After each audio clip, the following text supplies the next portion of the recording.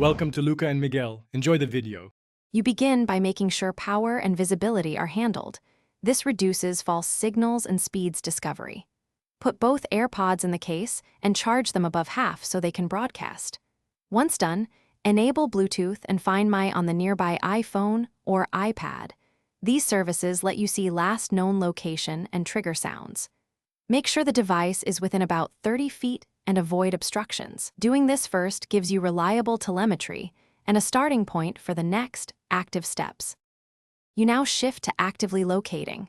Open Find My and tap your AirPods to view the map and play a sound. This gives audible confirmation and pinpoints proximity. If buds are separated, play one side at a time to identify which earbud is where. Concurrently, use Bluetooth signal strength or a third-party scanner on your phone as you walk slowly around the area. The signal will get stronger as you approach. Make sure to pause and listen. Short bursts of sound reduce battery use and help isolate hiding spots. You finish by confirming recovery and addressing issues.